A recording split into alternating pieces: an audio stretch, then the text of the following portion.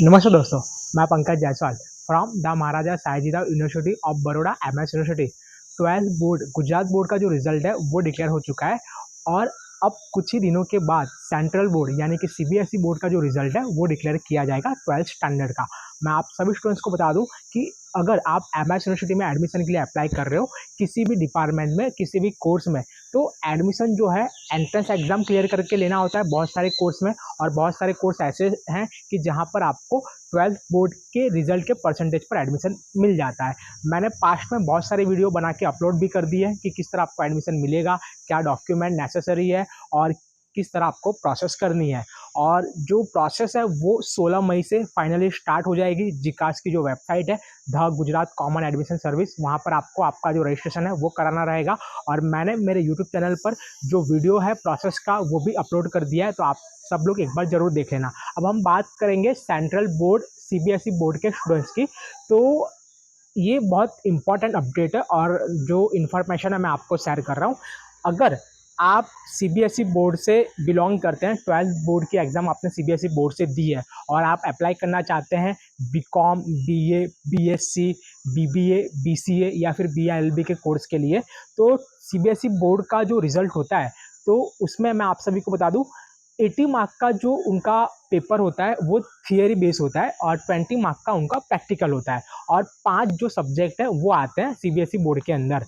तो मैं आप सभी को बता दूं कि एमएस यूनिवर्सिटी प्रैक्टिकल सब्जेक्ट के मार्क्स काउंट नहीं करती है, यानी कि आपका जो प्रैक्टिकल 20 मार्क्स का होता है वो यूनिवर्सिटी काउंट नहीं करेगी। आपका जो ओवरऑल परसेंटेज है वो 80 आउट ऑफ आपको कितने मार्क्स मिले हैं रिजल्ट के अंदर, जब रिजल्ट डिक्लेयर होगा तब आपको पता चलेगा कि आउट ऑफ 80 आपने कितने मार्क्स मतलब कवर किए हैं। तो उसका पूरा टोटल 5 सब्जेक्ट का टोटल आपको करना होगा अबाउट 80 में से, और 80 में से जितना भी आपका टोटल आ रहा है 5 सब्जेक्ट का उसको डिवाइड कर देना रहेगा 400 से। तो ये जो रेशियो है इस तरह एमएस यूनिवर्सिटी का होता है सेंट्रल बोर्ड सीबीएसई बोर्ड के स्टूडेंट्स के लिए।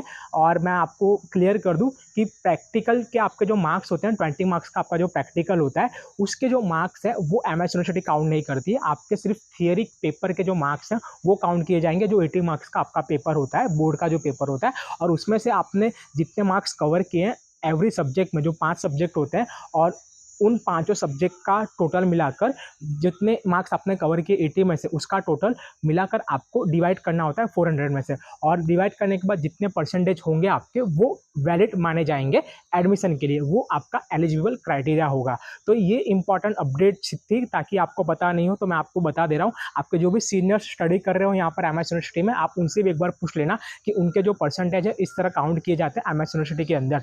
और ये जो अपडेट थी वो सेंट्रल बोर्ड सीबीएसई बोर्ड के स्टूडेंट्स के लिए थी। आप ज़्यादा से ज़्यादा इस वीडियो को शेयर करें ताकि हर एक स्टूडेंट्स को पता चल सके। और कहीं ना कहीं इसका जो डिफरेंट है आपको देखने को मिलेगा एलिजिबिलिटी क्राइटेरिया जब डिक्लेयर किया जाएगा बीकॉम के लिए, बीए के लिए, बीएससी के लिए, क्योंकि आप लोग 100 में से काउंट करोगे आपके मार्क्स, लेकिन 100 में से आपको काउंट नहीं करना होता है, 80 में से आपको मार्क्स काउंट करने रहेंगे। यूनिवर्सिटी उस हिसाब से जो रेशियो है वो निकालती है। और भी इन्फॉर्मेशन के लिए आप लोग मेरे इंस्टाग्राम पेज से जुड़ जाएं जिसका नाम है FR पंकज जायसवाल। और 16 मई से online registration application form start हो रहे हैं इन सभी कोर्स के लिए, और वो आपको जिकास की वेबसाइट पर ऑनलाइन रजिस्ट्रेशन करना है। नमस्ते।